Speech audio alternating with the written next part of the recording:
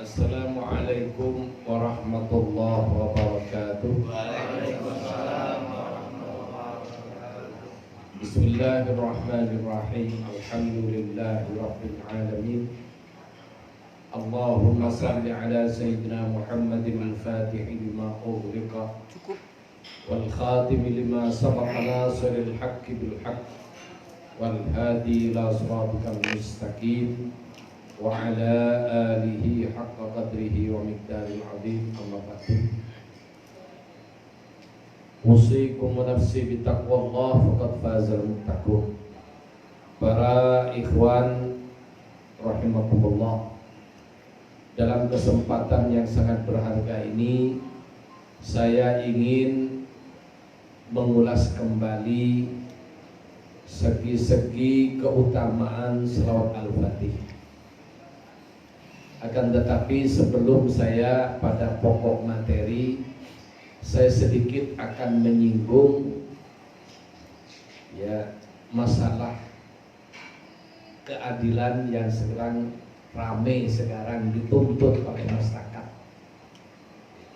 termasuk bagaimana peradilan dalam Islam. Jadi memang kita siapapun, jadi tidak usah bicara hakim dulu ya. Kita sendiri, kalau kita introspeksi dengan diri kita masing-masing, kita saja tidak bisa adil dengan diri kita. Sekali lagi, kita belum bisa adil dengan diri kita sendiri, apalagi dengan orang.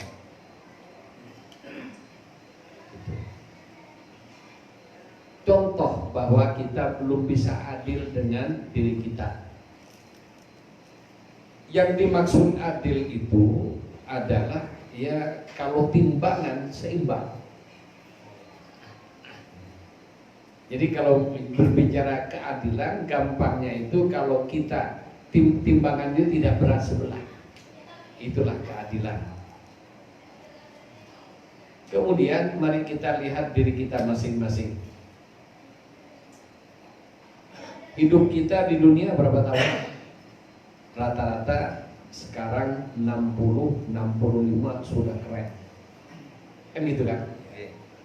Iya. 65 tahun ini kalau dihitung dengan tahun akhirat. Ya, jadi kalau dihitung dengan tahun di akhirat, yang mana satu hari di sana sama dengan 1000 tahun dunia. Sehingga kalau diperhitungkan dengan tahun akhirat, kehidupan kita di dunia ini kurang lebih 1,5 jam. Jadi dibanding dengan tahun akhirat. Padahal di akhirat kita bukan hanya setahun 2 tahun. Jadi darul khulud. Jadi dar, tempat atau rumah di mana kita langgeng di situ. Ya namanya langgeng, tidak ketemu tahunnya.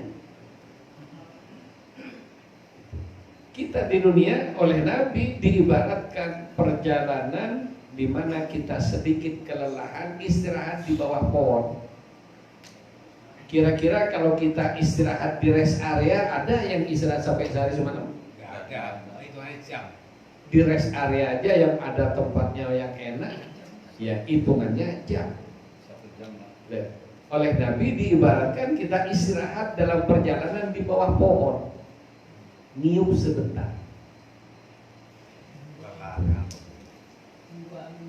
Kemudian ketika kita mencari bekal hidup di dunia, coba berapa jam Anda berdagang? Sebagian besar berdagang. Ada penjahit, ada pegawai kantor. Pak Ahmad, berapa jam kerja? Ya, 8 jam untuk ngurusin dunia. Yang mana yaitu tadi untuk ngurus 1,5 jam.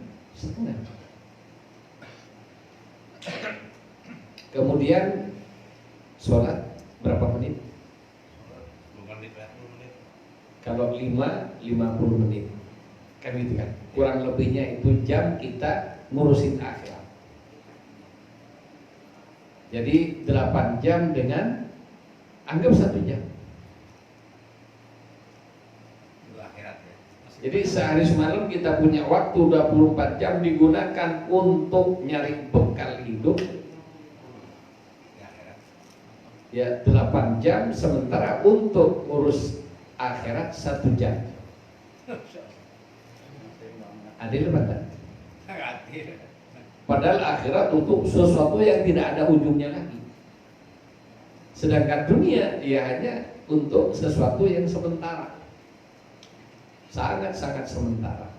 Kita menyediakan waktu hanya 1 jam untuk akhirat, 8 jam untuk dunia. Ini yang pertama. Kemudian yang sudah punya rumah siapa? Ya, yang sudah punya rumah. Ali. Berapa kamu bangun rumah habisnya? Tepatnya sih kurang tahu ya. Ya? Tepatnya sih kurang Ya, tahu. Iya, perkiraan totalnya berapa? 300-an lah. Ya? 300-an. 300 juta. Iya. Oke. Nah, ini saya bukan nuntut Anda harus ngasih sesuatu ke Zawiyah. Ke Zawiyah ngasih berapa? Sedikit. Hah? Berapa? Ini yang contoh. Ini contoh. Ini contoh. Kalau kamu meletakkan di Zawiyah, kamu bangun masjid, ya, termasuk membangun Zawiyah, tempat ibadah yang mana saja Allah menyatakan banallahu lahu baitan fil jannah, membana lillahi masjidan. Barang siapa membangun masjid karena Allah, bukan karena ingin dipilih jadi lurah. Kan banyak orang kalau udah pingin jadi lurah, pelit-pelit langsung loman kan gitu. Dari GPS terus.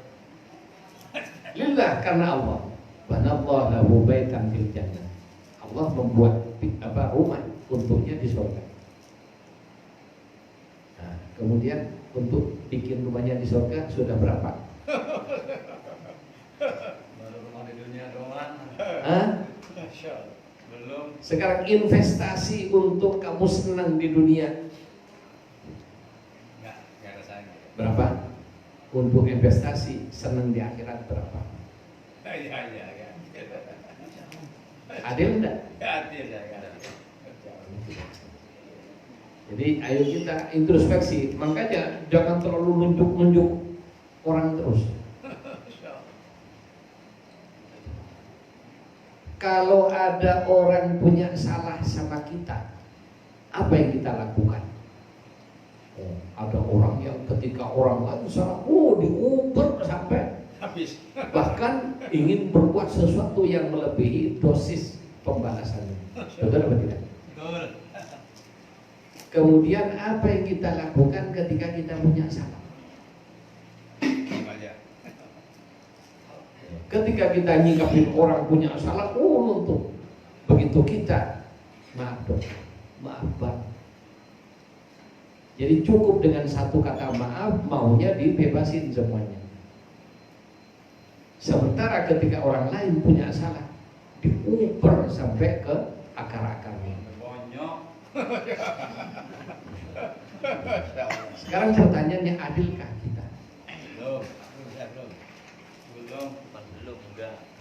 Ya, belum. Berarti bisa Dan masih banyak ya, kalau kita cari satu persatu, banyak permasalahan di mana kita baru tahu kalau kita ini tidak bisa berbuat adil. Tidak usah dengan urusan orang, kita sendiri dulu. Nah, kita nuntut orang adil sementara kita tidak bisa adil. Orang disuruh adil ketika kita tidak bisa adil. Jangankan ke orang lain, dengan diri kita saja tidak bisa adil kita.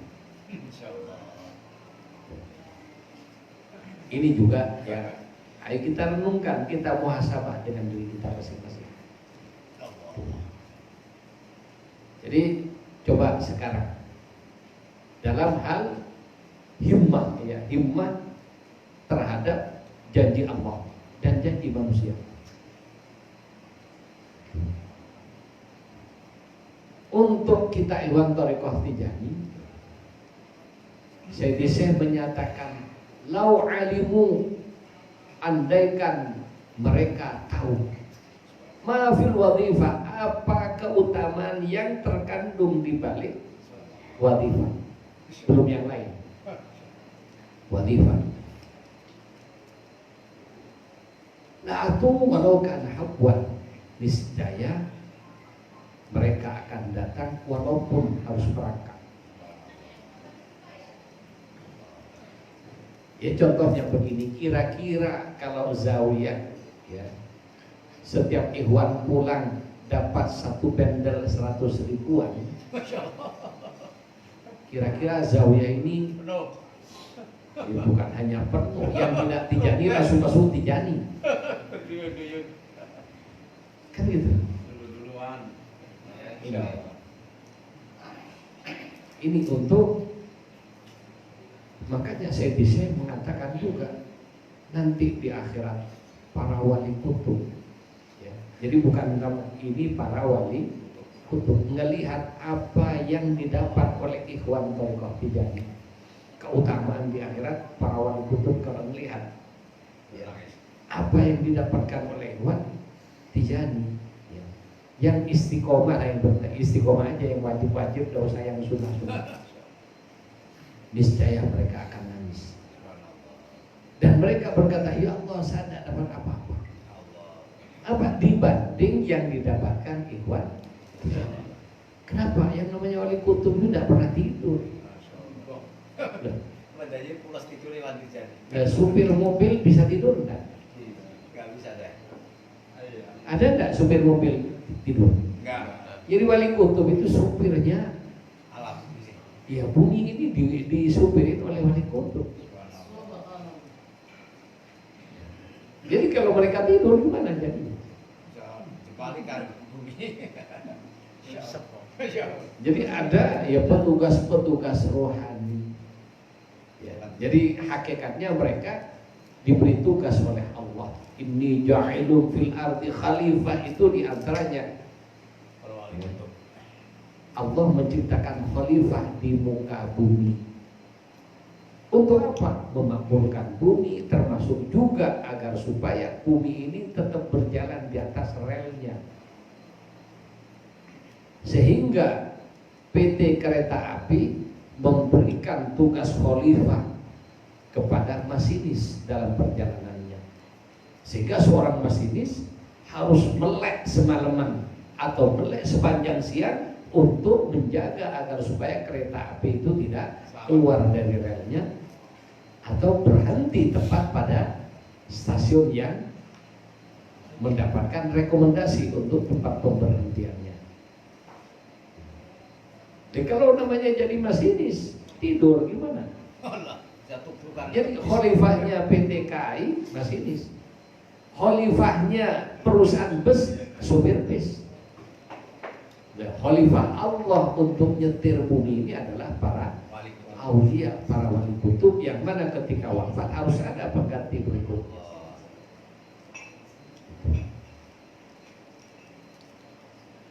Ini para ikhwan rahimakumullah.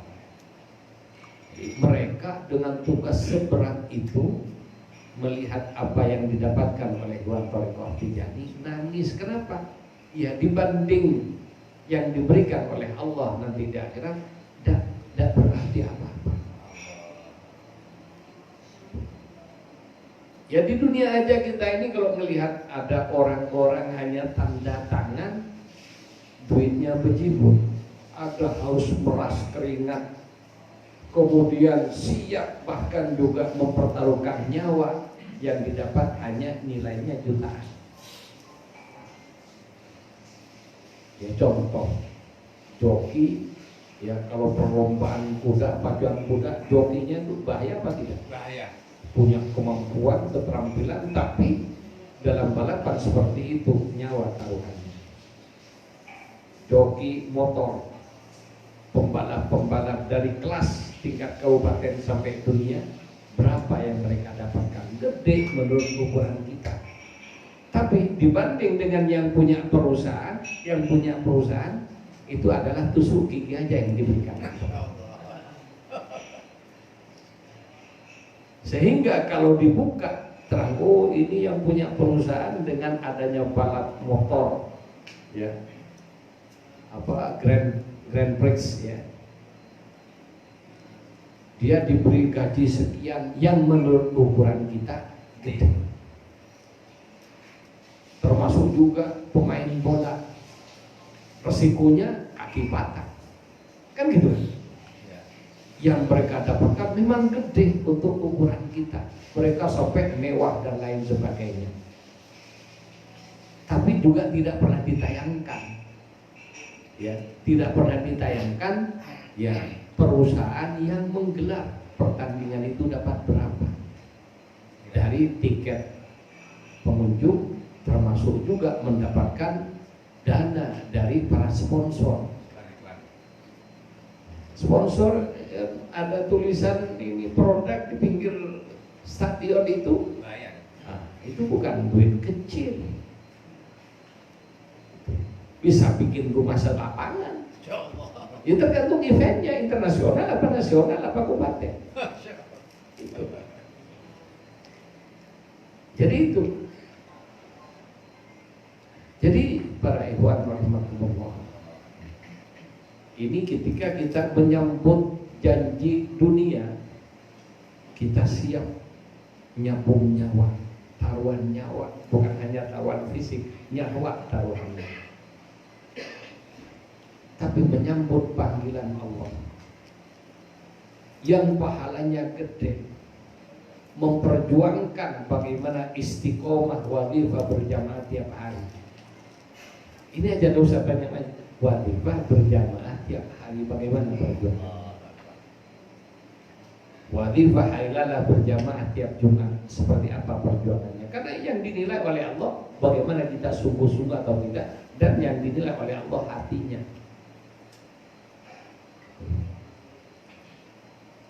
Oleh karena itu ya ini ketika kita harus berbuat adil, kita ternyata belum adil. Dengan siapa? Dengan diri sendiri belum adil.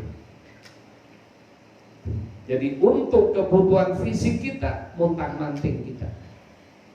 Coba untuk dapat duit, bisa punya rumah, sekolah dari TK, sekarang dari PAUD, TK, SD, SMP, SMA, S1, S2, S3, S-teler. Berapa biaya, berapa waktu, berapa tenaga, termasuk juga berapa perhatian yang dikorbankan untuk itu. Kemudian yang didapatkan berapa. Kemudian juga setelah itu bagaimana dengan perhatian kita untuk mendapatkan akhirat. Untuk dapat job dunia, surga dunia yang belum tentu dapat. Sarjana belum tentu dapat pekerjaan sesuai dengan sekolahnya. Berapa dana yang harus dibelanjakan. Tapi dengan akhirat yang pasti. Karena innallaha la yukhliful, Allah tidak pernah ingkar janji. Sama yang doyan ingkar janji, ngejarnya mati, setengah mati. Begitu dengan yang tidak pernah ingkar janji, adilkah kita? Padahal ini kepentingan kita, hidup kita. Oleh karena itu, ya kalau kita nuntut orang lain adil kepada kita, kita pun harus bercermin, adilkah kita dengan diri kita. Mereka juga punya urusan dengan diri mereka, dan mereka pun juga tidak mampu berbuat adil dengan dirinya, apalagi mau berbuat adil mutlak kepada orang lain. Ini catatan pertama. Kemudian ya, kalau kita berbicara pengadilan, pengadilan yang mana aja? Bisa jadi orang salah itu menang dalam pengadilan, dan orang benar kalah di pengadilan. Dan ini terjadi di pengadilan Islam sekalipun, dan hakimnya adalah hakim yang benar-benar pilihan. Bisa terjadi. Contohnya, contoh dalam sejarah, ada zaman sahabat Ali karramallahu wajhah, ketika beliau menjadi khalifah. Ya, ketika khalifahnya Sayyidina Ali karramallahu wajhah, hakimnya adalah sahabat Nabi namanya Suraih. Beliau terkenal dengan hakim yang adil, tegas. Pada suatu saat Sayyidina Ali kehilangan baju perangnya. Intinya beliau kehilangan wakilah karena jatuh dari pelana kudanya ketika dia naik kuda. Ya, wallahu a'lam, intinya dia kehilangan baju perang itu, dan setelah beberapa lama baju perang itu ternyata ada di rumah seorang Yahudi. Sayyidina Ali bilang, itu baju perang saya. Si Yahudi tidak ngaku, ini punya saya. Akhirnya sepakat mereka mengadukan ke pengadilan untuk berperkara. Hakimnya sahabat, ini Yahudi, orang kafir. Ini khalifah Islam, mantunya Rasulullah, saudara misan Rasulullah, mantu Rasulullah, dan orang yang menjadi pintu ilmu lahir batinnya Rasulullah Sallallahu Alaihi Wasallam. Kurang apa? Kurang apa hebatnya Sayyidina? Hebat kan? Dan orang dari sahabat yang banyak itu sebenarnya yang paling ditakuti baik dalam masalah ilmu, termasuk juga dalam keperkasaan dan dalam peperangan, yang paling ditakuti Sayyidina Ali karramallahu wajhah. Cuma ini banyak orang tidak ngerti. Kemudian mereka sepakat datang ke pengadilan. Hakimnya Suraih yang sahabat Nabi dan sahabatnya Sayyidina Ali. Dan ini dalam Islam, ya, ketika dia maju dalam pengadilan, walaupun khalifah, maka harus meletakkan jabatan khalifahnya, dalam arti di pengadilan itu datang sebagai orang yang butuh keadilan dari masyarakat, bukan seorang khalifah, sehingga dia duduk di kursi orang-orang yang berperkara. Pada zaman itu, wallahu a'lam apa pakai kursi atau tidak, tapi yang jelas hakim punya tempat tersendiri yang terhormat. Duduklah Suraih di majelis meja hakim, kemudian Sayyidina Ali dan si Yahudi duduk di kursi orang-orang yang sedang mengadukan perkara. Kemudian Sayyidina Ali mengajukan permohonannya, laporannya kepada hakim. Kemudian ditanya, bagaimana pengaduan ini? Kata si Yahudi, enggak, ini punya saya. Otomatis kata Sayyidina Ali punya saya, kata ini punya saya. Dan disitulah diperlukan, ya, bukti. Apa bukti? Barangnya. Untuk barang ini harus ada saksi.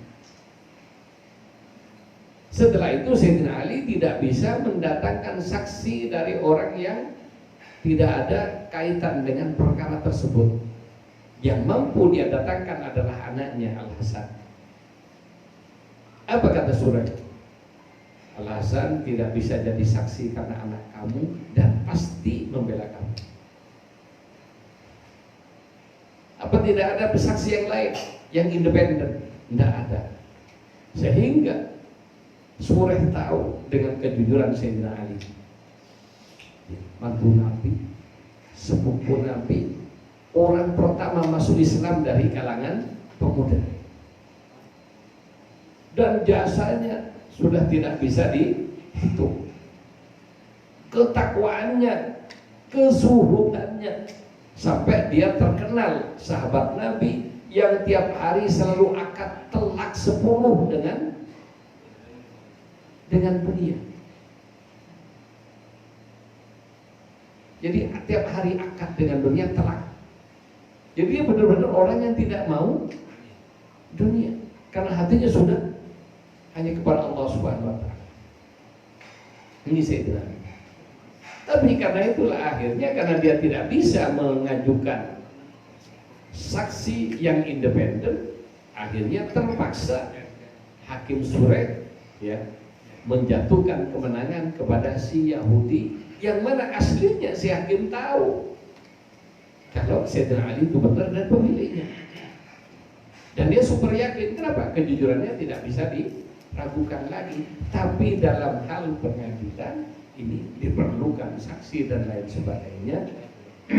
Kemudian kondisi-kondisi tertentu tidak bisa dijadikan tidak bisa dijadikan pegangan untuk memenangkan dan mengalahkan seseorang. Jadi harus independen. Oleh karena itu ya, kalau kita melihat kejadian kemarin dan lain sebagainya, memang ya secara objektif, ya makanya ada keadilan objektif, tapi juga ada keadilan substantif dan lain sebagainya. Intinya ya, yang seperti itu baik dalam hukum positif termasuk juga dalam hukum agama ya.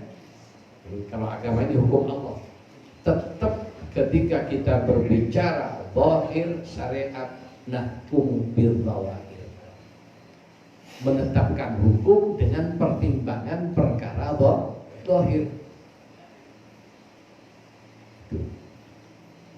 Sehingga sejak dulu bahkan Quran pun mengajukan beberapa cerita-cerita keadilan masa lalu, termasuk juga ketika ya Nabi Musa dapat ujian.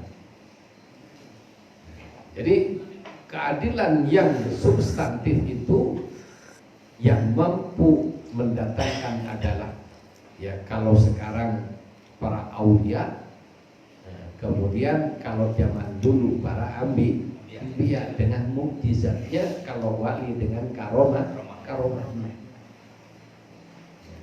Ini Nabi Musa karena tidak tahu ada orang yang dibunuh, jasadnya diletakkan di perbatasan dua desa sudah hampir berperang. Kemudian akhirnya mereka membawa urusan ini kepada Nabi Musa, dan Nabi Musa minta petunjuk kepada Allah, dan Allah memberi petunjuk agar supaya memotong seekor sapi betina. Singkatnya, dipotonglah sapi, diambil lidahnya, kemudian dipukulkan ke jasad yang sudah membusuk tapi utuh tersebut. Kemudian pada saat itu Allah menunjukkan mukjizat nabinya. Jadi yang tidak bisa dilakukan orang lain, hiduplah orang mati dan memberikan persaksian siapa pembunuhnya. Jadi yang demikian baru tidak bisa dibantah. Akan tetapi pengadilan biasa harus tetap menggunakan bukti, alat bukti, saksi dan lain sebagainya, dan semuanya harus memenuhi syarat unsur-unsur keadilan. Ya seperti Sayyidina Ali menghadirkan saksi, tapi saksinya tidak memenuhi syarat. Makanya itulah ya, dalam Islam pun kondisi-kondisi seperti itu ada. Bukan berarti saya membenarkan dan ini mendukung, tidak ya. Tapi agar supaya kita ini tidak terlalu sakit hati ya. Karena saya melihat wajah-wajah sakit hati. Kecewa. Wajah-wajah kecewa. Ini yang pertama. Kemudian dia berkaitan dengan macam-macam isu macam-macam. Ya, kita kembali, kita ini orang-orang, kita jangan sampai merasa wali tapi kita berada di barisan orang-orang wali. Para aulia bagaimana? La khaufun alaihim, tidak ada rasa takut hanya kepada Allah. Termasuk juga dengan takut bagaimana agama ini nanti bagaimana. Allah kok yang punya, Allah yang menjaga. Walahum yahzanun, dan para aulia tidak berduka cita dengan kejadian yang tidak enak, tidak nyaman di muka bumi. Kenapa? Para aulia di samping melihat dengan kacamata zahir berupa syariat, para aulia juga melihat dengan kacamata batinnya, yaitu berupa alam hakikat. Ketika sudah melihat melalui alam hakikat, nanti ya tidak ada lagi duka, tidak ada lagi duka cita dalam hidup. Kenapa? Semua yang berjalan dalam kehidupan ini, para aulia terbuka melihat bahwa itu berjalan atas kudrat dan iradat Allah Subhanahu wa Ta'ala. Jadi takdirnya memang begitu, kata Mas Adit. Jadi takdir, tapi kita memang harus ikhtiar maksimal. Setelah maksimal ikhtiar, dan ikhtiar kita ini kalau ikhlas, setiap langkah kita, setiap denyut nadi kita, setiap rupiah yang kita keluarkan, setiap detik waktu yang kita buang untuk berbuat kebajikan, semua berada dalam catatan kebaikan Allah Subhanahu wa Ta'ala yang nanti kita akan mendapatkan pahalanya. Amin. Ini yang pertama. Yang kedua, kita melihat sejarah baik masa lalu termasuk sejarah yang baru-baru ini. Sejarah yang masa lalu terjadi 14 abad yang lalu, 13 abad yang lalu. Dan perlu diketahui yang namanya kalau sudah bicara politik, nyawa itu sudah biasa. Jadi korban nyawa, pertumpahan darah kalau sudah bicara politik sudah biasa. Sehingga jangan heran kalau ada masuk ke situ, ya memang siap harus bertaruh nyawa. Termasuk juga agama yang sekarang timbul firqah, pecahan-pecahan yang sesat dan lain sebagainya, itu penyebabnya politik. Jadi apa Khawarij? Kapan timbul? Ada sejarahnya. Apa? Peperangan sipil. Jadi dukung mendukung pemimpin, pendukung Sayyidina Ali, pendukung Muawiyah. Kemudian ini akhirnya salah satu pendukung Sayyidina Ali yang setuju dengan rekonsiliasi setelah perang dan memaksa ngajak rekonsiliasi, hasilnya mengecewakan. Akhirnya dia kecewa pada semuanya. Sayyidina Ali dikafirkan, Muawiyah dikafirkan, dia keluar dari mereka berdua dan dikenal dengan Khawarij. Abdul kata Khawarij, keluar. Karena banyak, maka Khawarij keluar dari jamaah. Maka selanjutnya orang-orang yang berpegang teguh dengan Nabi dan sunnahnya serta yang dilakukan oleh para sahabatnya dikenal dengan Ahlus Sunnah wal Jamaah. Kemudian pertama pecahan ini disebut dengan Khawarij. Ini politik semua. Jadi sampai sekarang Syiah politik asalnya. Sehingga jangan heran jika sekarang ada kelompok-kelompok agama gara-gara politik bertentangan satu sama lain, bahkan saling mengkafirkan. Termasuk juga istilah radikal, anti kebenekaan, saya paling Pancasila dan sebagainya, yaitu sudah sejak lama ada. Tidak usah heran. Dan kita ikhwan, saya ngomong seperti ini, tujuan saya agar supaya kita tidak berlarut-larut.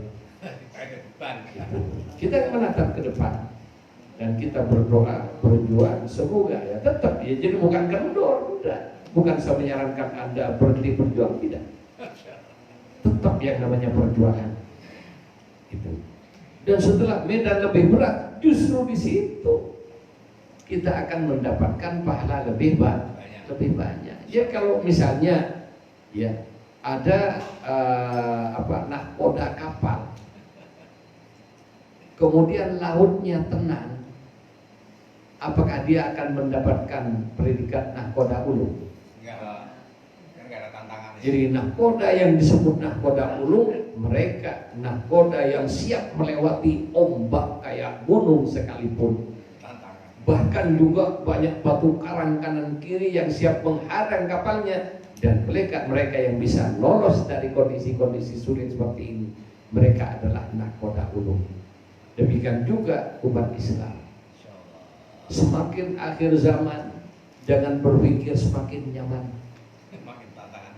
Tantangan agama ya tetap ada, dan ini justru menjadi bekal. Kalau kita bisa memanage ini semua, kita kelak akan mempunyai tabungan pahala yang banyak. Kemudian Allah menyatakan liyabluwakum ayyukum ahsanu amala. Jadi alladzi khalaqal mauta wal hayat, kematian dan kehidupan, untuk nyari liyabluwakum, untuk disaring ayyukum ahsanu amala. Siapa di antara kalian yang terbaik amalnya? Ketika kalah bagaimana sikapnya? Ketika menang bagaimana sikapnya? Ketika kalah bagaimana perasaannya kepada Allah? Ketika diberi kemenangan bagaimana pula perasaannya kepada Allah? Ini yang dinilai oleh Allah. Kenapa? Innallaha la yanzuru ila suwarikum. Yang dilihat oleh Allah, dinilai oleh Allah bukan wajah-wajahnya, tapi bagaimana dia mempunyai hati selalu berkhidmat, menerima apa yang diberikan oleh Allah. Ini para ikhwan rahimakumullah yang harus kita catat. Ya, jadi kemudian sejarah Sayyidina Ali, ya, Sayyidina Abu Bakar wafatnya diracun. Sayyidina Umar wafatnya dibacok di perutnya ya, ketika imamin sholat. Sayyidina Utsman juga wafat dibunuh menjelang maghrib. Sayyidina Ali dibunuh ketika dia berangkat ke masjid sholat subuh. Anaknya Al Hasan diracun oleh musuh politiknya. Jadi cucu Nabi langsung, baru cucunya, bukan cicitnya kayak sekarang. Sehingga kalau ada habaib diracun, ada habaib di ini macam-macam, jangan heran, turunan warisan. Jadi ujian begitu sudah warisan. Itu. Tapi juga kita jangan melegalkan. Kita tetap harus, ya kalau diberi kesempatan, ikut berjuang bersama mereka, menegakkan kebenaran. Tapi itulah. Coba sekarang adakah sejarah yang menyanjung-nyanjung orang yang ngeracun Abu Bakar? Tidak ada. Hah? Ada enggak? Perasaan belum ada deh. Adakah orang yang nyanjung-nyanjung pembunuh Sayyidina Umar? Tidak ada. Yang nyanjung-nyanjung pembunuh Sayyidina Utsman, menyanjung pembunuh Sayyidina Ali, menyanjung yang ngeracun Sayyidina Hasan, yang nyanjung yang memenggal kepala Al-Husain? Tidak ada. Orang-orang yang sekarang sejarahnya ditulis dengan tinta emas dalam lembaran sejarah dunia, orang kalah secara fisik.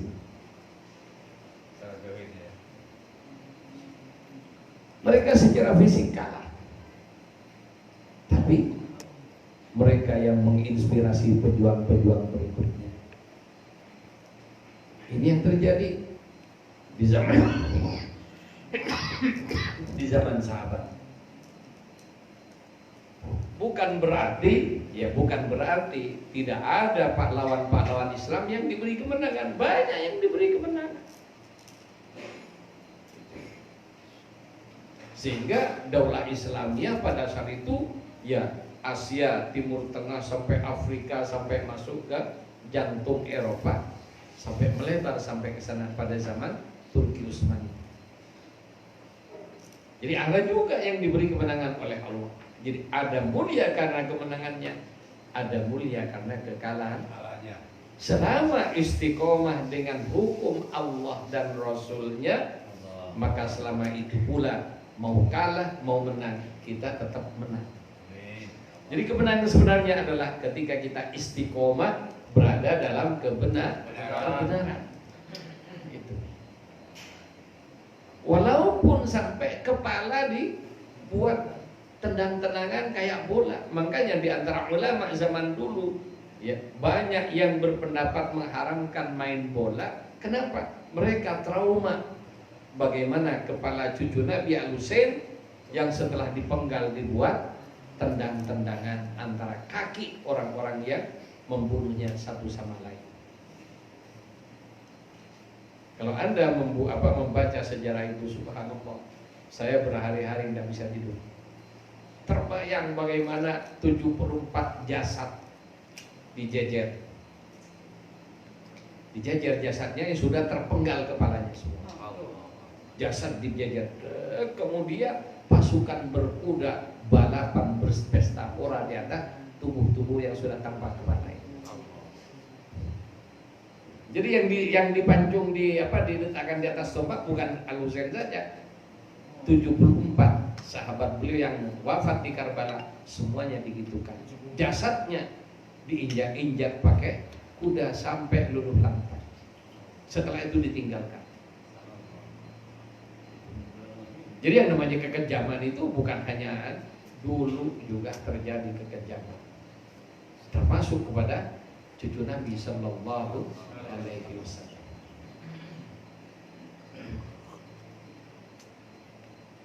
Terus bagaimana? Buktinya sejarah mencatat dan mengagungkan mereka. Coba yang ada kuburannya diziarahi orang, memangnya yang membunuh Sayyidina Hasan dan Husain? Jadi orang Sayyidina Husain punya 2 kuburan. Badannya dikuburkan di Karbala. Kepalanya ada di Mesir. Gimana? Coba. Dibawa kepalanya dari Karbala, dari Irak sampai ke Damaskus, ke Syria. Wallahu a'lam ya, kok makam kepalanya ada di Mesir, bagaimana saya tak tahu ini. Nah, Ustaz Hasan barangkali punya perpustakaan tahu ini nanti penting. Jadi itu para ikhwan rahmatullah. Kan di Mesir kan kepalanya sedang Mesir. Ya, kuburannya.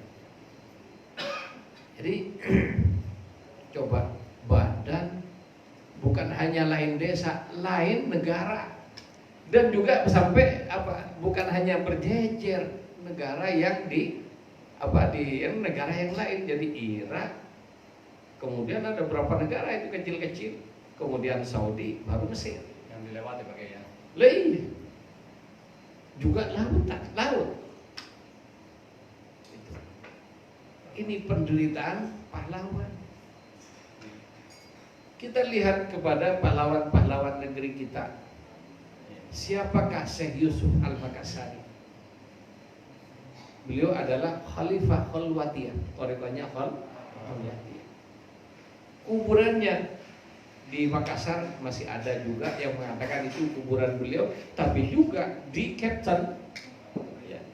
Syekh Fahruddin cerita kepada saya bagaimana karomahnya Syekh Yusuf Al-Makassari.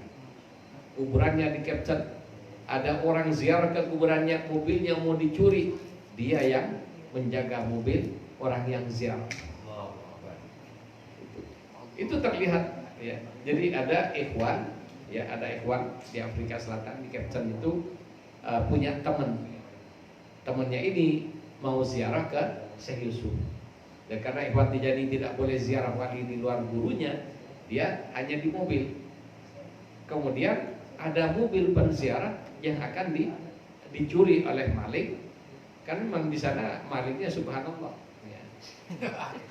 Jakarta tidak ada apa-apanya. Daerah yang paling rawan dengan permalingan di sana, termasuk pembunuhan. Captain itu.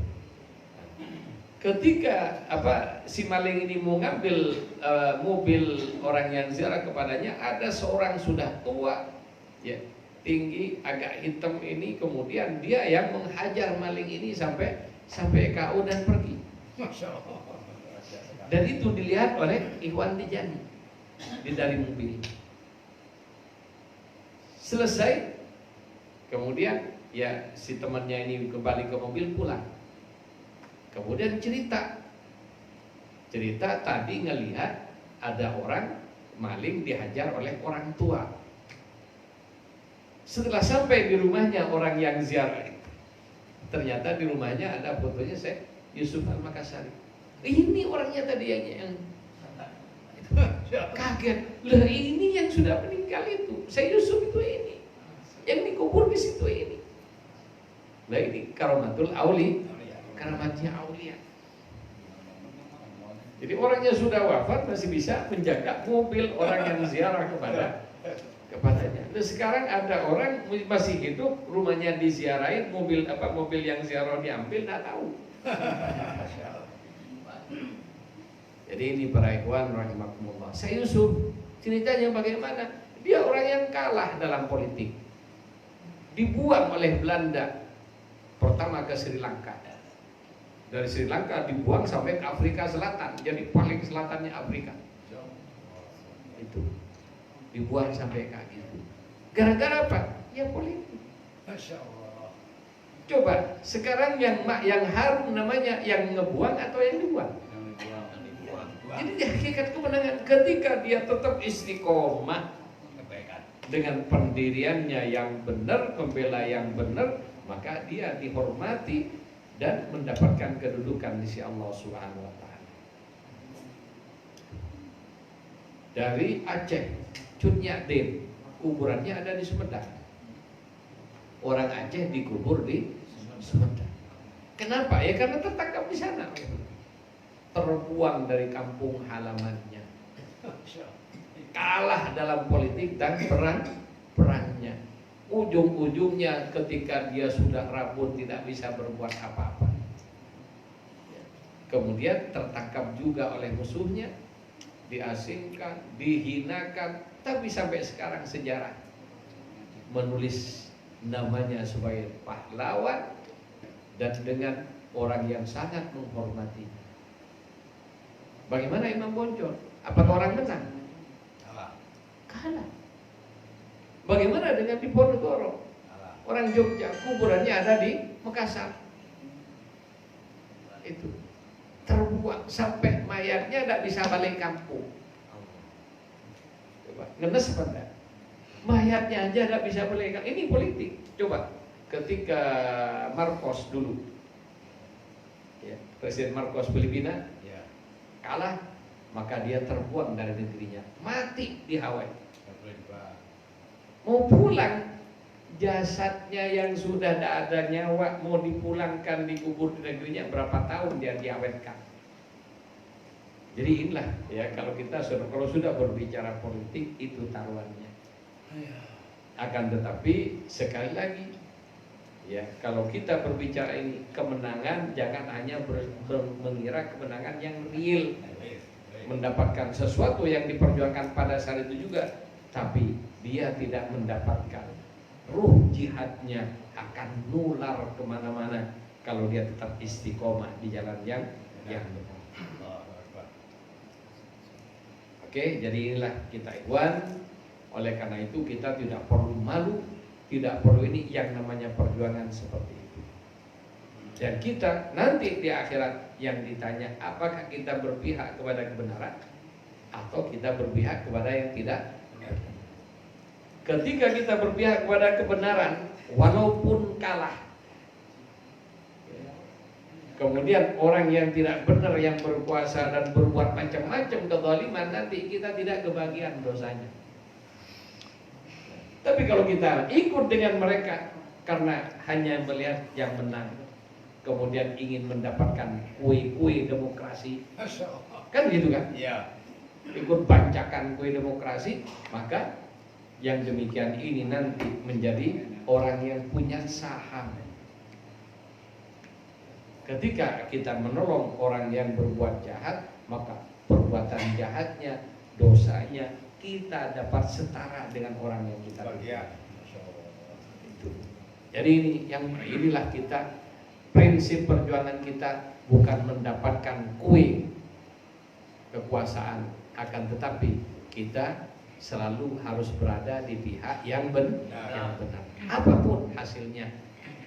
Dan kita tetap harus bangga, kita istiqomah dengan kebenaran kita. Baik, cukup. Ya. Sampai ini kita close. Ayo kita berbicara thariqah. Kan syariat sama hakikat kan gitu. Jadi ini selingannya. Seimbang Pak kayaknya. Seimbang. Sampai jam 1 jam pengawasan. Iya. Jadi itulah para ikhwan rahimakumullah. Ya, kita sekarang mau berbicara tentang salatul Fatihi lima ughliq. Jadi selawat al-Fatihi lima ughliq. Kenapa pahala selawat al-Fatihi lima ughliq kok sangat besar?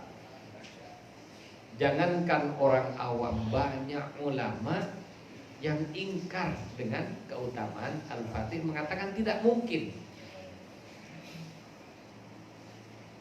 Kenapa kok seperti itu? Karena mereka menggunakan akal dan hatinya yang hanya segitu. Oleh karena itu, Syekh Ahmad At-Tijani radhiyallahu anhu mengingatkan kita. Ini ada di kitab Ar-Rimah, juga ada di kitab Fathur Rabbani, dan juga kitab-kitab Tijani yang lain. Di antara peringatan Syekh radhiyallahu an dengan Al-Fatihi lima ughliqa, beliau menyatakan, "I'lam annal Fatihi lima ughliqa amrun ilahiyyun." Ini Syekh menyatakan, pertama, beliau menyatakan, ketahuilah oleh kalian bahwa Al-Fatihi lima ughliqa, selawat Al-Fatihi lima ughliqa ini amrun, perkara ilahiyun yang secara khusus ya diklaim oleh Allah adalah urusannya. Jadi bukan urusan kita. Kalau kita yang punya urusan, ya, kalau manusia yang punya urusan mau bayar semurah-murahnya, betul Pak tidak? Iya, saya. Kalau ada mobil harganya 150 juta, kemudian mau dijual 100 juta, ditawar masih ditawar atau tidak? Tawar. Apalagi ketahuan orangnya lagi butuh, ditawar. Paruhnya lagi. Sampai dengan harga yang tidak masuk akal. Kenapa? Kalau perlu kita maunya gratisan. Masya Allah.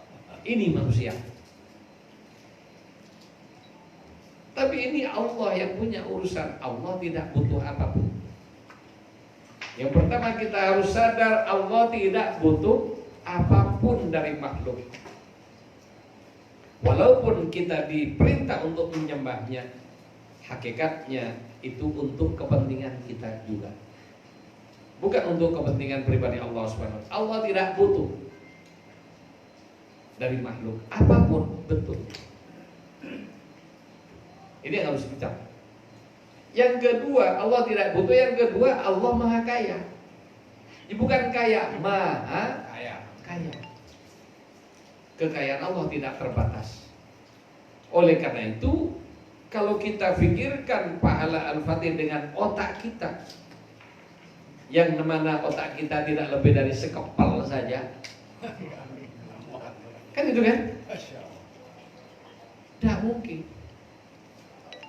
Kita renungkan, kita ini rasakan dengan hati kita yang juga tidak lebih dari sekepal jantung kita ini,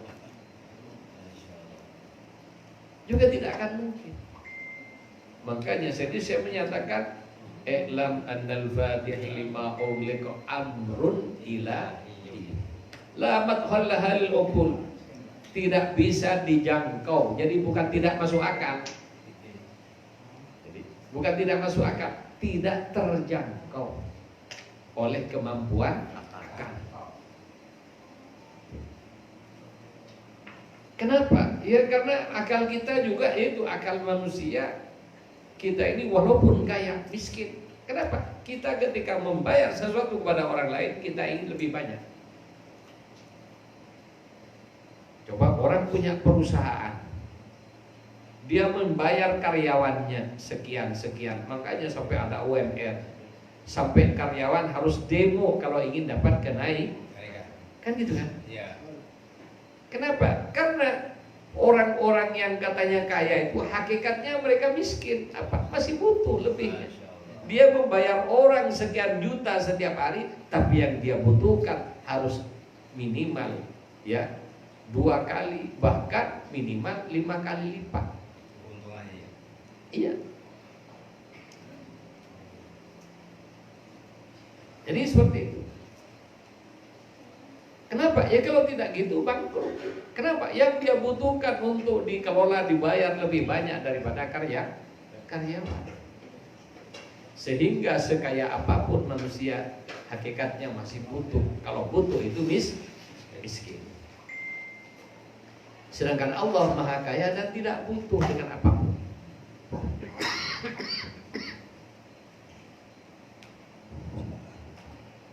Para ikhwan rahimakumullah, ada apa lagi itu? Aduh, rezeki. Yang penting jangan diletakkan di depan. Kalau letakkan diletakkan di meja saya, tidak sadar Kan ini. jadi drama. Masya Allah. Dan itulah hebatnya orang ngaji.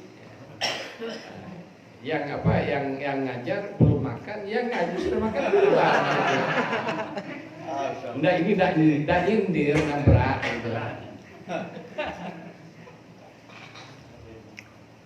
Jadi para ikhwan rahimakumullah, jadi Al-Fatihi lima ughliqa, kata Syekh amrun ilahi, perkara yang secara khusus diklaim oleh Allah sebagai urusannya, sehingga sehebat apapun, secerdas apapun seseorang tidak akan mampu memikirkannya. Kata amrun ilahiyun seperti ini juga contoh para ikhwan. Ada misalnya Pak RT punya gawe. Kalau RT punya gawe yang diundang satu RT atau di luar RT dari teman-temannya kan. Tapi kalau Pak RT-nya jenderal repot juga. Jadi sesuai dengan martabatnya kan gitu. Makin tinggi martabatnya, makin tinggi pangkatnya, makin banyak orangnya, makin banyak juga gengsinya. Coba ada jenderal menikahkan anaknya, kira-kira bikin teror depan rumah atau bikin Di hotel. ya di hotel yang Mewah. kalau perlu yang mewah yang bintang 5. Ya kalau sudah bintang 5 ya makan di hotel bintang 5, nah ini ada orang hotel. Nah di mana syaratannya? Ya. Nah, anggaran 1 kali makan berapa Pak? Rata-rata 125.000. Rata-rata untuk sarapan? Oh, untuk sarapan 135. 135. Satu orang. Sarapan doang. Ya. Iya. Masya Allah. Kerja seharian nggak sampai. Lah iya, Anda beli misalnya, Anda beli beli pulsa, minta tolong beliin pulsa. Pulsanya 50.000, Anda ngasih 100.000. Malu minta kembalian. Masya Allah. Kalau Anda parkir di pasar berapa? 5.000, 10.000. Coba valet parking berapa Pak? Minimal 50. Meletakkan mobil. Jadi Anda kalau nyetir Grab sehari berapa? Ya, paling misalnya dapat 200-300.000. Tapi kalau di hotel valet parking jadi berapa? 50.000. 50.000. Dan nyetirnya tidak sampai kemana-mana, hanya dari lobi ke parkiran. Masya Allah. 50.000. Parkir doang. Lah ini juga menentukan di mana kita bekerja, di situ juga lain gaji.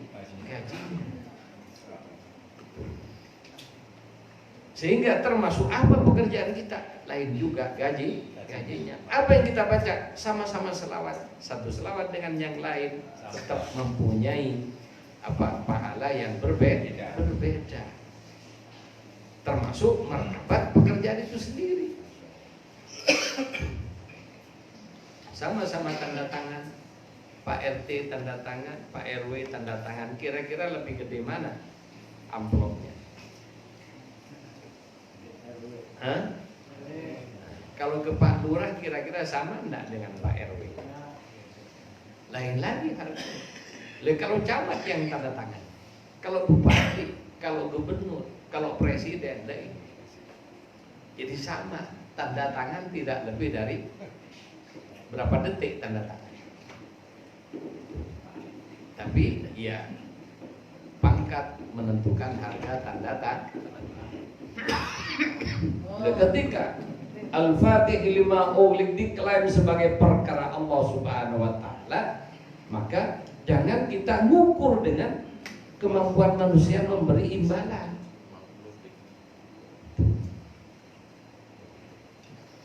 Sehingga ya dengan imbalan selawat secara umum, Nabi menyatakan man shalla alayya salatan sallallahu alaihi biha asyra.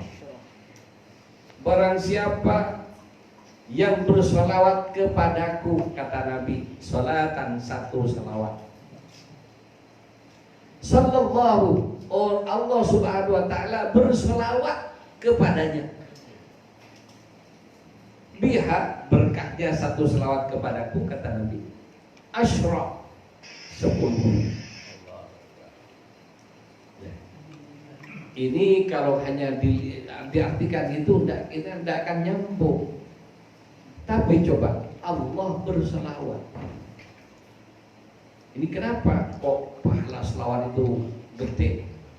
Selawat secara umum ketika kita satu berselawat pada Nabi Allahumma shalli ala sayyidina Muhammad, Allah membalas berselawat kepada yang bersangkutan 10 kali. Kalau pahala selawat kita ini apa kita? Tapi kalau pas Allah selawatnya Allah mau diukur dengan apa? Nggak bisa diukur saya. Jadi ini yang banyak orang keselip ya, Kurang paham. nganggep selawat itu perkara ringan. Semua selawat amrullah, urusannya Allah. amrul ilahiyun. Itu. Jadi satu selawat dibalas 10 oleh Allah. Perhatikan selawatnya Allah. Sama dengan kita ya membawa hadiah datang kepada pejabat. Saya dulu masih kuliah itu punya teman anaknya pejabat. Kemudian nikah. Yang datang bos-bos yang punya pabrik.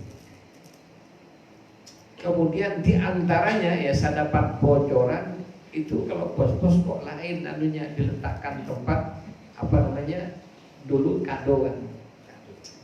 Itu. Ada yang bisik kepada saya, kok tipis kayak gitu kadonya? Iya.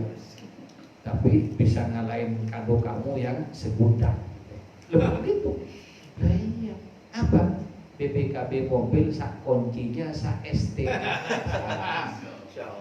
Mobil yang baru.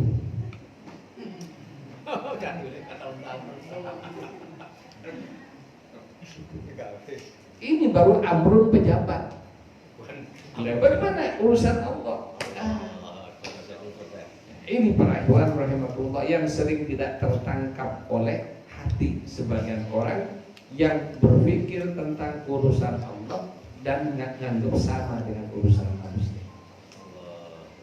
Amrun ilahi la madkhala lil uqul, yang tidak bisa diukur dengan akal, tidak bisa terjangkau dengan akal. Kenapa? Ya akal ini kan prosesornya otak, kemudian jendelanya mata. Coba mata segini ini dengan kemampuan yang terbatas, terlalu jauh nggak kelihatan, terlalu dekat juga tidak kelihatan. Anda punya jari didekatkan, ditempel di mata, kelihatan kan? Enggak. Ini keterbatasan jendela akal adalah mata. Jendela utamanya terbatas. Penciuman harum sama bau. Itu pun juga terbatas jaraknya, kalau terlalu jauh tidak kedengaran harum maupun baunya. Telinga pun juga punya keterbatasan frekuensi yang bisa suara yang bisa ditangkap oleh telinga kita. Terlalu tinggi frekuensinya, tidak mampu, jebol gendangnya, gendang telinga. Tapi terlalu rendah frekuensinya juga tidak kedengaran. Ini keterbatasan termasuk juga kulit adalah jendela akal kita. Mengenal sesuatu dengan cara disentuh. Makanya kalau orang yang buta kan mengenal barang disentuh. Ya, diraba-raba.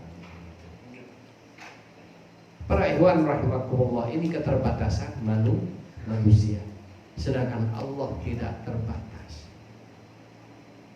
Satu selawat yang umum pahalanya Allah berselawat kepada yang bersangkutan 10 kali. Ya. 10 selawatnya Allah dosa 10, satu pun timbang dengan apa selawatnya Allah. Masya Allah. Ini ya, jadi kalau berbicara besaran pahala. Kalau selawat Fatih, satu selawat Fatih sama dengan membaca selawat yang lain, pahalanya lebih besar daripada baca selawat yang lain 600.000 kali. Ini untuk orang awam yang tidak punya sanad. Jadi baca selawat Fatih tanpa sanad, ini pahalanya segede itu. Keutamaan selawat secara umum di satu hadis yang lain, ya. Dari satu selawat Allah ciptakan satu malaikat yang bentuknya mirip dengan burung, yang mana sayapnya jika dibentangkan cukup antara barat dan timur. Gampangnya, jadi kalau sayap ini ditangkupkan maka bumi tertutup semua. Masya Allah. Besar apa kecil? Besar saya. Satu malaikat. Jadi ketika satu selawat Allah ciptakan satu malaikat. Malaikat ini ya naik ke langit pertama sampai langit ke-7. Di atas itu ada alam yang lain. Ya, di situ ada satu kolam, ya telaga, yang malaikat sendiri yang gedenya segitu ketika berada di tepi telaga ini seperti seekor burung kecil saja. Terus kayak apa gedenya? Wallahu a'lam. Makanya kita ini aja sudah tidak nyambung, sudah tidak akan kuat mikir. Kemudian malaikat satu yang gede itu ketika sudah di pinggir telaga jadi kelihatan kecil, ya. Jadi bukan kecil, kelihatan kecil. Coba kita ngelihat pesawat terbang. Pesawat Boeing 737 berapa? 400 itu bisa diisi 400 sampai 500 orang. Kira-kira gede apa enggak? Belum barangnya. Tapi begitu terbang di angkasa, bukan kecil, kelihatan kecil. Kenapa? Angkasanya yang luas, pesawatnya di tempat yang luas seperti itu menjadi kelihatan kecil. Begitu turun gede. Demikian juga malaikat ini dibanding dengan luasnya telaga itu, ya kelihatan kecil. Malaikat ini masuk ke dalam telaga, mandi atas perintah Allah. Ketika keluar dari telaga ini, air telaga yang netes dari tubuh malaikat yang gede tersebut, setiap tetes jadi malaikat juga, yang ukurannya sama. Kemudian malaikat ini beristighfar bagi orang yang berselawat 1 kali itu sampai kiamat. Kira-kira istighfarnya malaikat dengan kita gimana? Jadi tidak bisa diukur berapa jumlahnya malaikat dari satu selawat. Lalu kalau Al-Fatih bagaimana? Ya kalau selawat yang lain itu satu malaikat seperti itu, dan Al-Fatih mempunyai keutamaan 600 kali lipat selawat yang umum tersebut, maka Allah ciptakan 600.000 selawat untuk satu seantar 600.000 malaikat untuk satu selawat Al-Fatih. Ini pahala untuk orang awam yang tidak punya sanad. Lu kalau punya sanad lain lagi ceritanya. Lu orang kerja itu kan ada orang kerja punya sanad, ada orang kerja tidak punya sanad. Contoh orang kerja tidak punya sanad, mohon maaf ya, seperti warung pinggir jalan. Kan tidak ada sanadnya. Coba bikin martabak pinggir jalan, ada sanadnya enggak? Kerja ke siapa? Tidak ada. Kalau yang punya sanad, ya contohnya kayak Pak Ahmad ini kerja di hotel. Hotelnya bintang 5. Itu ada surat surat perjanjian kerja dan macam-macam. Itu ada sanadnya sampai dengan pemilik hotel. Makin bagus hotelnya, makin kaya hotelnya, makin gede gajinya. Ya sekarang tadi pegang mobil sebentar, tidak sampai 10 menit 50.000. Kemudian coba kita makan sampai kenyang di warteg, habis berapa? Ini bosnya warteg ini. Habis berapa Pak? 20.000 udah kenyang. 20.000 sudah sampai Kenyang.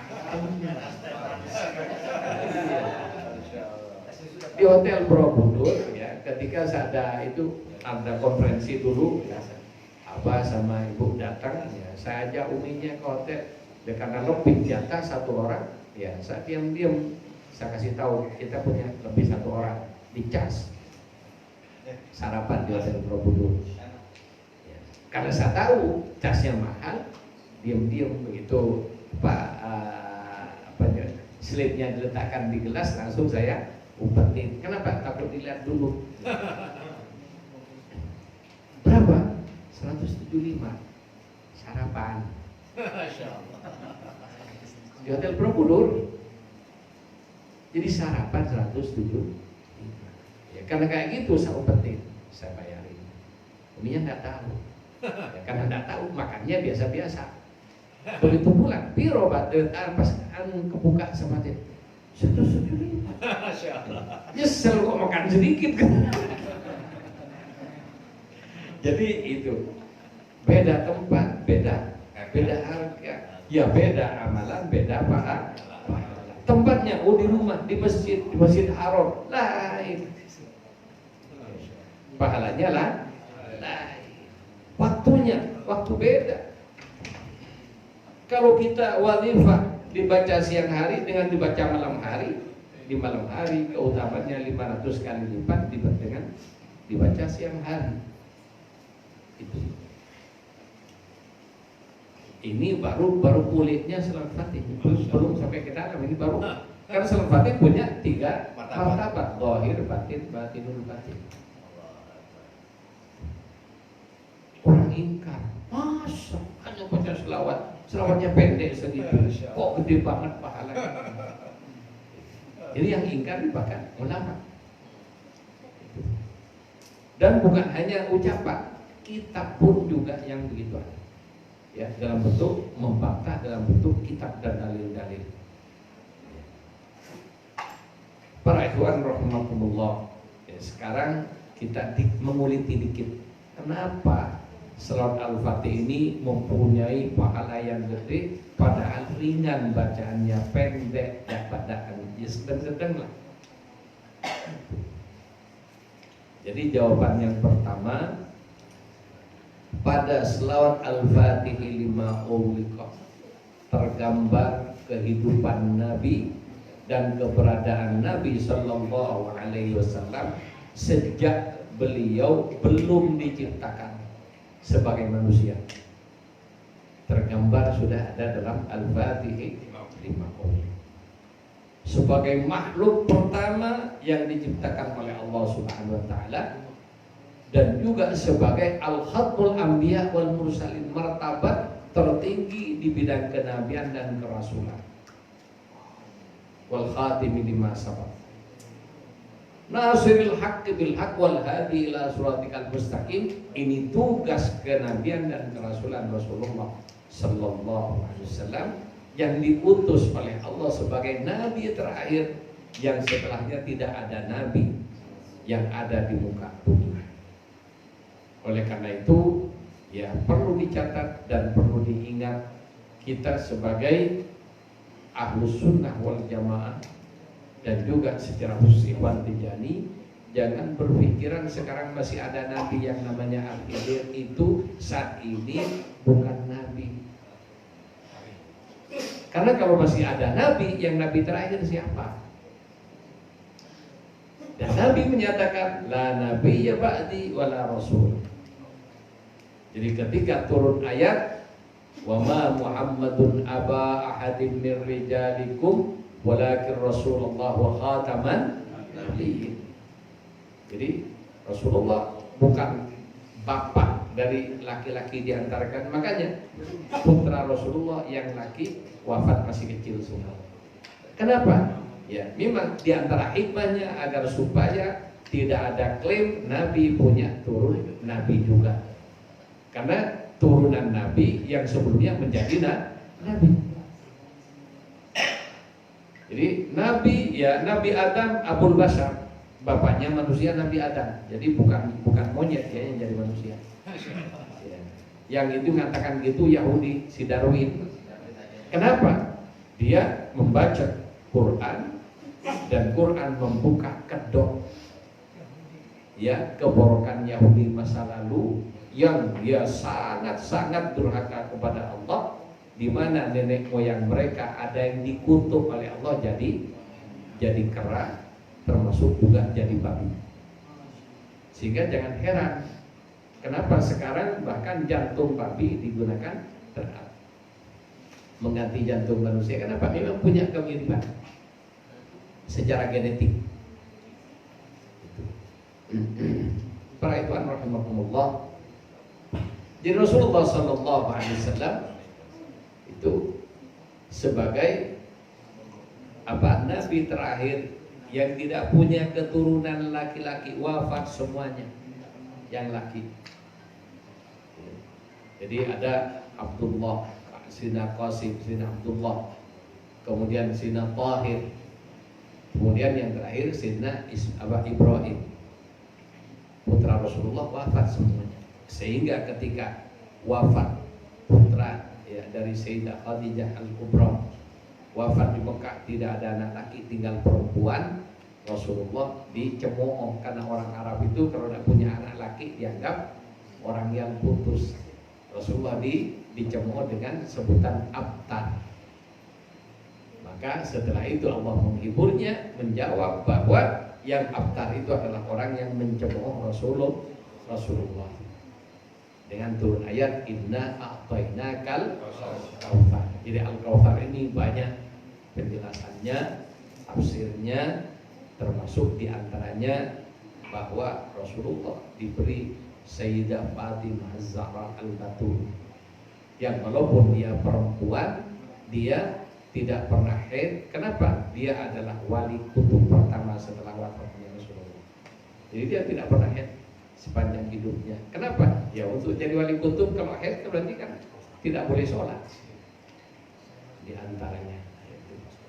Dan dari beliaulah Allah kasih keturunan Al-Hasan dan Al-Husain, yang walaupun mereka berdua terbunuh semua, tapi dari keturunan mereka berdua lahirlah anak cucu yang selanjutnya menjadi kibarul aulia dan kibarul ulama, wali-wali besar, ulama besar dari keturunan mereka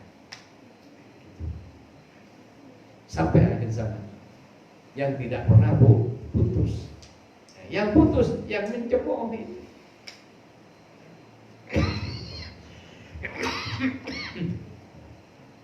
Para ikhwan rahmatullah, kembali kepada selawat al-fatih. Jadi selawat al-fatih lima ughliqa ini mempunyai banyak keistimewaan karena sejarah Nabi sejak sebelum adanya alam semesta ini ada, Nabi sudah ada dalam bentuk cahaya sebagai makhluk pertama yang diciptakan oleh Allah. Maka makhluk pertama dalam bentuk cahaya inilah Al-Fatih lima ughliq,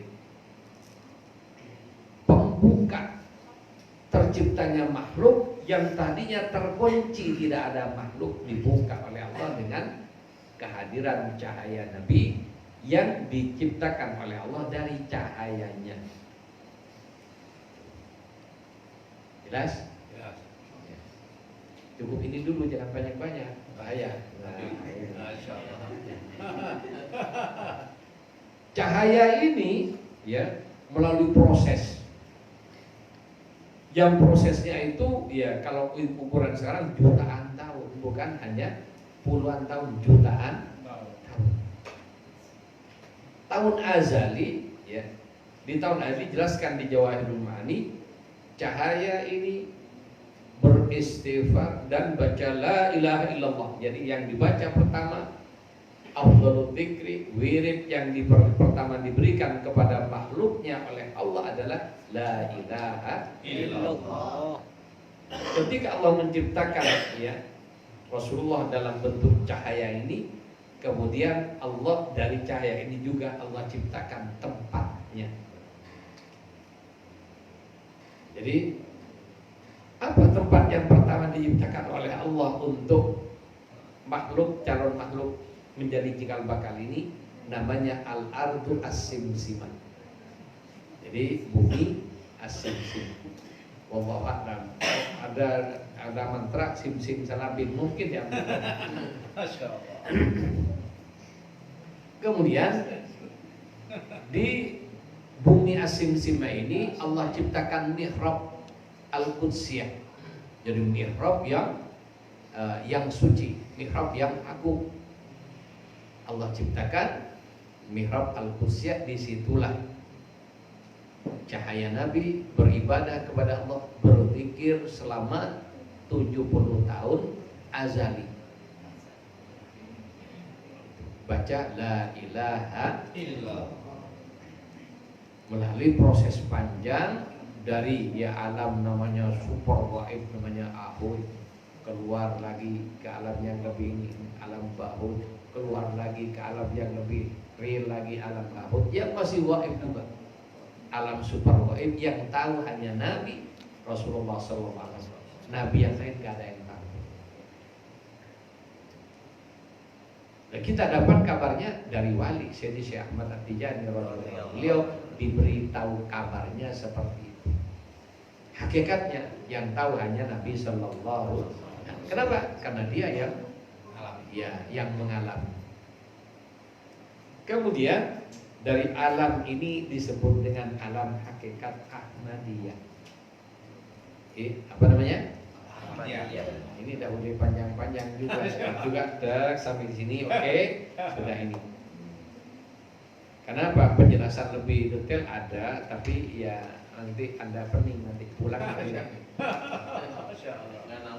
Kemudian setelah keluar dari alam super gaib ini, ya, jadi batinul batin. Ini namanya alam batinul batin. Dikeluarkan ke alam batin, ke alam gaib. Ini super gaib dikeluarkan lagi ke alam gaib, yang juga lapis 3. Jadi yang paling dalam, ya ketika sudah keluar ke alam ini, nama alamnya adalah alam lahud, di mana alam lahud ini juga disebut alamul arwah. Sehingga Nabi yang tadinya cahaya setelah ke alam ini menjadi ruh. Kalau cahaya kan kemudian sulit ya enggak? Ya. Jadi kalau sudah ruh ini sudah agak sudah ada ya. Tapi itu pun juga masih gaib. Dan tidak ada yang tahu hakikat ruh. Makanya ketika ada orang tanya, wa yas'alunaka 'anir ruh. Nanti akan ada yang tanya kepada kamu Muhammad tentang ar-ruh. Qulir ruh min amri rabbi. Bilang kepada mereka, ruh itu adalah urusan Allah. Artinya makhluk tidak akan tahu dan tidak bisa menjangkau apa hakikatnya. Bisa-bisanya paling ceritanya. Jadi yang saya katakan bukan hakikat, ceritanya. Oh, saya juga nggak tahu. Ya, jadi bukan hakikat yang saya katakan, baru ceritanya alam hakikat, alam batin. Itu. Hakikatnya yang tahu Rasulullah. Hakikatnya yang sedikit tahu para aulia. Makanya mereka juga membahas sedikit. Makanya oma utitu minal ilmi illa qalila. Tidak kalian tidak diberi sedikitnya, tidak kalian diberi ilmu tentang roh ini kecuali sedikit saja. Cuplikan. Jadi yang dibicarakan di Ihya, yang di kitab-kitab tentang roh itu baru sedikit dari lautan ilmu Allah Subhanahu wa Ta'ala. Di alam ketika jadi roh inilah kan ini sudah menjadi substansi, sudah menjadi barang yang real, cuma masih gaib. Maka ketika berhadapan dengan cahaya yang azali punya bayangan. Bayangan ini ya tadinya ini ya aslinya disebut nur nuraniyah, yang bayangannya nur zulmaniyah. Ini asal usul makhluk, sehingga dari cahaya terang ini Allah ciptakan surga, malaikat dan kebaikan, semuanya dari ini semua. Sebaliknya neraka diciptakan dari bayang-bayang. Bayang-bayang dengan yang dibayangi lebih gini mana? Minimal sama. Sehingga sampai dengan akhir zaman, ya, setiap ada nabi sejak zaman Nabi Adam punya musuh. Kenapa? Bayang-bayangnya. Dan musuhnya ini mesti kumpul. Sehingga kalau mengatakan berdakwah tidak dimusuhi oleh orang jahat, bukan berdakwah. Berarti dakwahnya belum punya arti. Kenapa? Nggak ada bayang-bayang. Ada tantangan saya. Dakwah hantu. Ya, dakwah yang real ada, yang jegal harus ada yang Lawan. oleh karena itu semakin tinggi cita-cita seorang, musuhnya makin tinggi. Semakin gede perjuangan seorang, musuhnya juga harus gede. Kalau tidak sepadan. Itu. Coba gajah berkelahi sama kambing, pantas apa enggak? Enggak pantas. Oleh karena itu, ya ketika gajah musuhnya minimal banteng atau apa badak bercula itu, maksudnya minimal kayak gitu. Mirip agak seimbang.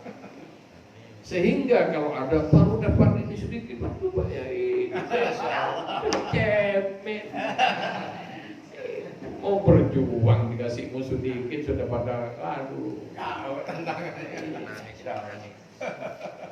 Jadi sudah Allah dari pertama kali Allah ciptakan ruh nuraniyah ini, ruh dalam bentuk cahaya ini ada bayangannya, cahaya hitam. Dan ini dari ini setan iblis diciptakan dari orang-orang jahat dari ini semua. Ya, alhamdulillah kita tidak dijadikan mereka. Makanya kita di satu, kalau kita sudah melihat ke alam ini dikit aja, kita tidak akan benci dengan musuh-musuh kita.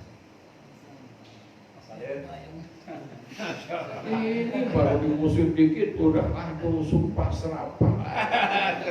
Tak sumpah. Muka saturunnya 70 derajat. Enggak sampai tahu. Aduh gimana? Bisa-bisa ya. Itu justru sebenarnya kita ini harus berterima kasih dengan musuh-musuh kita. Iya. Kenapa? Ya orang itu tampak keberadaannya karena ada musuhnya. Kalau tidak ada musuhnya, tidak ada yang tahu.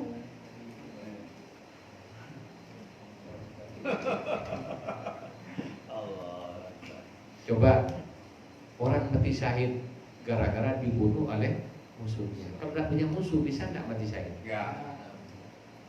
Musuhnya itu ngantar kemana kira-kira? Musuhnya ngantar kemana? Yang pembunuhnya ngantar siapa? Ngantar orang yang dibunuh kemana? Surga. Ngantar ke surga. Yang bunuh masuk Neraka. Coba sampai mereka bertarung untuk masuk neraka untuk jadi tangganya orang yang masuk surga. Masya Allah. Perjuangan. Dendam apa enggak? Hah? Berarti harus berterima kasih. Itu. Terima kasih.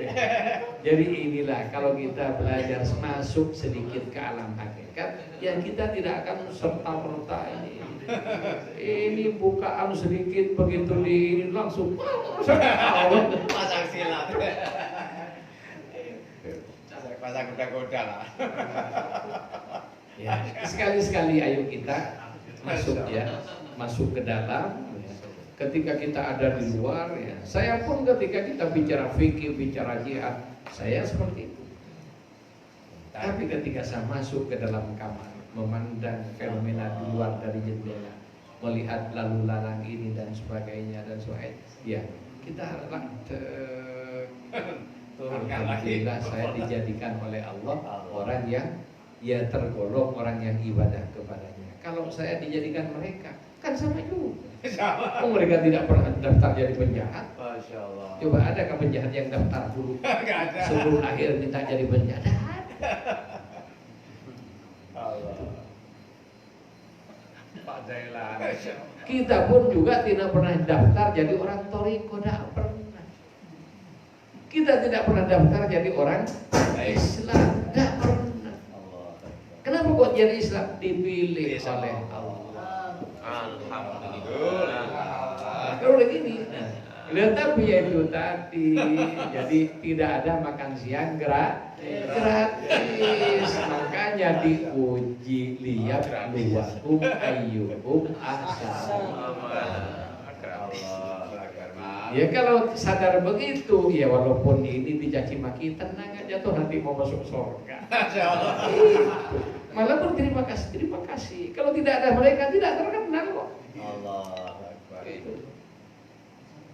Sehingga saya pernah berkatakan, andaikan Diponegoro bertemu dengan Belanda yang mengkhianati dia dalam perjanjian, diajak perjanjian, setelah datang ditangkap, kan gitu kan? Ini mah kayak gitu mereka. Cepat saya. Iya, licik iya, dolim iya. Tapi kalau tidak ada orang licik, tidak ada orang dolim, siapa yang mau masuk surga? Surga tidak gratisan. Jadi mereka itu tangga, makanya Shirathul Mustaqim ada di atas neraka jahanam. Di atas neraka, kita lewat di atas neraka sekarang, di bawah ini neraka semua. Itu. Dan bersyukurlah kita tidak menjadi nerakanya, menjadi orang yang lewat di atasnya. Amin Allah. Itu bersyukur. Jangan langsung 7 turunan. Masya Allah. Laknat ya Allah. Allah ngeri. Masya Allah. Jadi Nabi pun dulu pernah mubahalah tapi tidak jadi.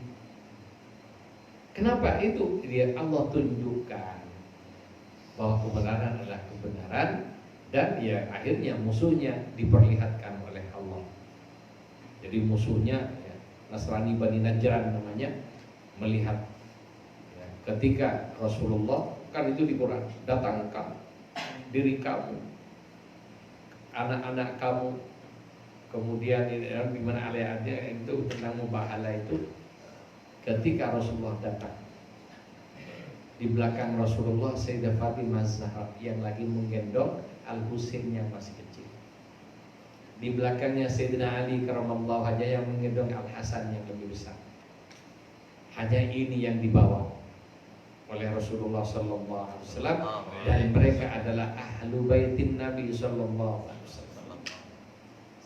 Mereka yang ketika turun ayat innama yuridullah liyudhiba ankumur rijsa ahlal bait wa yutahhirukum tathira, kemudian beliau baca ayat ini berkali-kali sambil mengambil selimut, kemudian selimut itu dibentangkan, dipanggillah Sayyidah Fatimah putrinya, dipanggillah Al-Hasan dan Al-Husain dan Sayyidina Ali karramallahu wajhah. Kemudian Sayyidah Aisyah ingin masuk ke bawah selimut tadi oleh Rasulullah, cukup kamu sebagai ummul mukminin, kamu tetap masuk surga. Tapi untuk ahli baitin Nabi sallallahu alaihi wasallam adalah Sayyidah Fatimah, suaminya dan kedua anaknya ini. Secara khusus mereka lah. Ya. Dan Rasulullah menyatakan, hada ahli baiti, ini riba itu. Ketika mubahalah pun juga ini yang dibawa oleh Rasulullah SAW. Kemudian ketika pendeta itu sudah dengan pakaian kebesarannya di satu panggung, Rasulullah disediakan panggung dengan keluarganya. Ketika Rasulullah berjalan, maka pendeta ini ditunjukkan sedikit tanda-tanda kebesarannya. Melihat langkah-langkah mereka, langkah Sayyidina Ali dan Sayyidah Fatimah saja, satu kaki ketika diinjakkan bumi langsung miring. Satu lagi diinjakkan miring lagi. Saking beratnya, ya dia diperlihatkan oleh Allah nilai orang-orang yang datang tadi, padahal pakaiannya tidak indah karena mereka tergolong fakir miskin. Ketika Idul Fitri yang dimakan gandum yang sudah baunya tidak nyaman, gandum basi yang dimasak. Sementara orang lain kenyang karena Sayyidina Ali membagi-bagikan gandum segar untuk masyarakat, yang disisakan untuk dia dan keluarganya ada gandum yang kayak gitu. Makanya terus terang aja ya, kadang-kadang saya malu melihat ada makanan yang enak, kemudian kita yang manusia ya, kayak saya ada makanan enak, saya senang, saya mikirin untuk saya. Ini manusiawi. Tapi setelah ngelihat kayak gitu, ngelihat sejarah, saya malu, ya Allah, panteskah saya dibilang pemimpin jika kayak gini? Sementara kekasih Rasulullah tidak pernah makan makanan yang selezat seperti yang saya makan. Mantunya dan putri Rasulullah seperti itu juga, termasuk cucunya kayak gitu juga. Bahkan dia mendapatkan musibah sampai dipenggal dan diracun oleh orang-orang Islam juga. Kadang-kadang kalau sudah kayak gini saya juga ingat ya, dibilang Pak Kiai, dibilang Syekh, macam-macam sama orang, saya malu. Ini hak ya. Kita harus banyak introspeksi, kita ini siapa?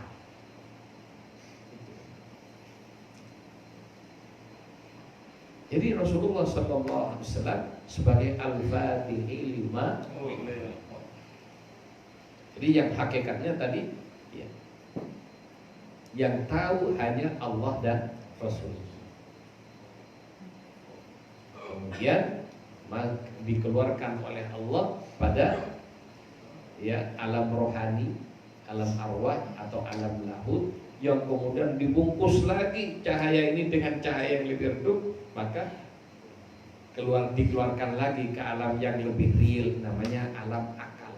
Kalau ruh masih super gaib, tidak bisa dijelaskan, tidak ada yang tahu.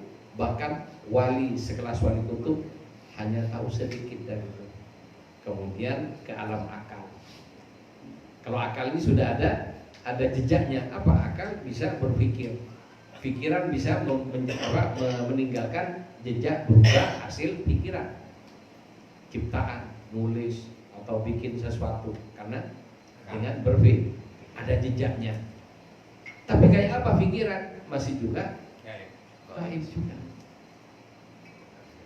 Kemudian dikeluarkan lagi ke alam qalb, hati yang lebih apa? Hati ini berbicara perasaan.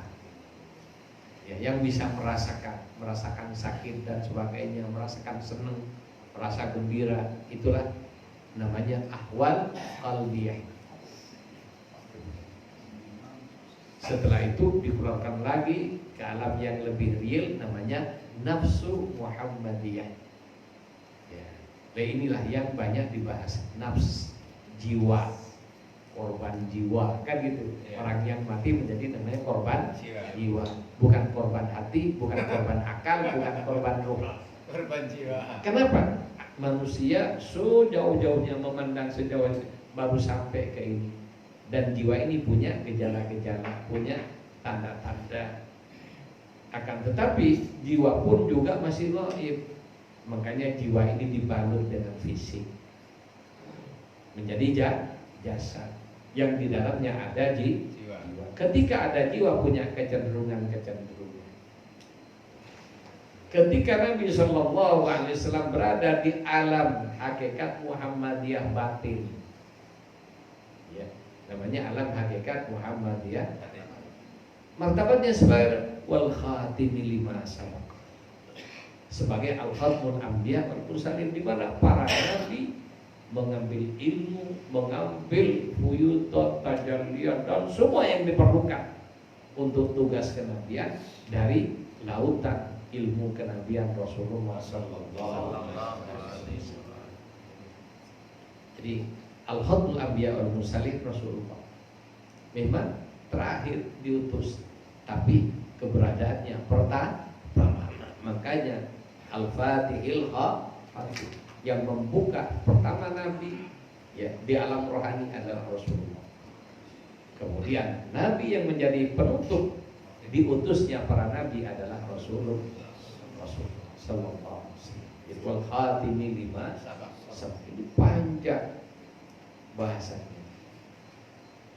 Kemudian diutus untuk apa? Nasril haqqi bil haqq, memperjuangkan, menolong kebenaran agama Allah bil haqqi, dengan cara yang benar. Sehingga Nabi dulu ketika berdakwah tidak ada pakai samroh, tidak ada. Masya Allah.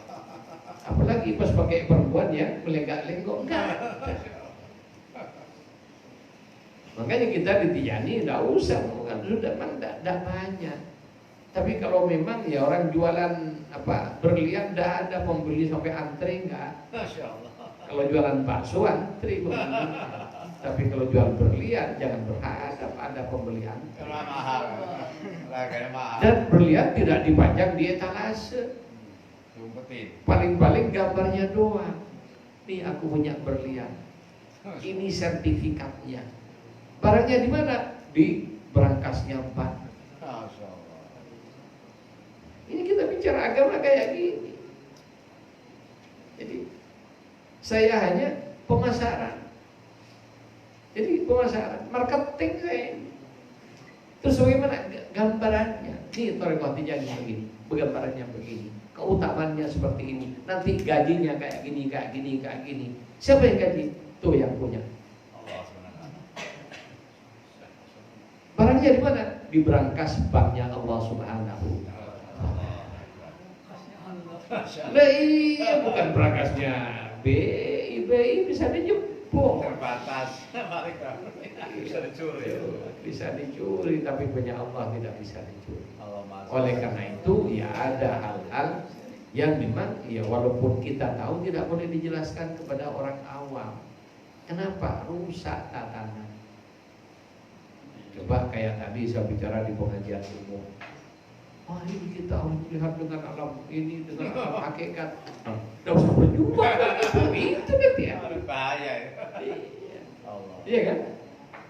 Sehingga wah suruh salaman dengan musuhnya. Wah ini udah caci maki orang. Masya Allah.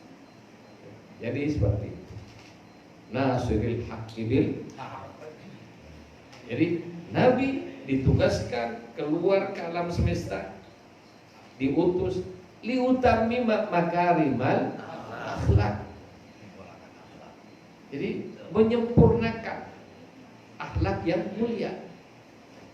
Jadi bagaimana akhlak yang mulia? Cara ibadah yang benar kepada Allah.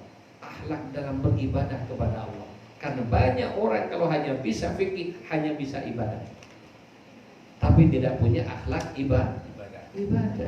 Akhlak ibadah ini adalah dalam kajian tasawuf. Kemudian ya selanjutnya lebih dohir lagi ini wal hadi ila siratikal mustaqim, nasiril haqqi bil haqq, wal hadi ila siratikal mustaqim adalah memberikan petunjuk ke jalan yang lurus apa? Dinul Islam. Jadi berjuang dengan cara hak, dengan cara yang benar, menyampaikan kebenaran dengan cara yang benar. Kenapa? Dilarang oleh Allah nyampur aduk antara benar dengan batil. Di surat Al-Baqarah Allah sudah menyatakan wala talbisul haqqa bil batil. Jangan campur aduk urusan kebenaran dan kebatilan. Wa taktubul haq. Nanti kalau seperti itu kamu akan menyembunyikan kebenaran. Waktu tak, namun kamu tahu. Artinya ya dalam dakwah kita tidak usah dipermak macam-macam. Ya dakwah Tijani kayak gini, memang tidak dapat banyak. Tidak dapat banyak. Yang kumpul banyak setahun sekali, hasilnya perjuangan orang banyak. Ini dari jauh-jauh semua. Jadi seperti itu. Jadi para ikhwan rahimakumullah, itulah Al-Fatihah 5. Ini baru bagian terluar dari Al-Fatihah. Belum nanti yang lain, jumlah hurufnya, jumlah kalimatnya dan lain sebagainya. Banyak hal-hal yang ada dalam salatul Fatihah 5 Maulid yang tidak diketahui oleh orang-orang, bahkan dari Tijani pun juga banyak yang tidak tahu, kecuali mereka yang banyak belajar dan bertemu dengan para masyayikh, ya, di mana hal tersebut ya mau tidak mau adalah keharusan bagi kita untuk mendalami agar supaya ketika kita beribadah melaksanakan dengan hati yang mantap, bukan ragu-ragu.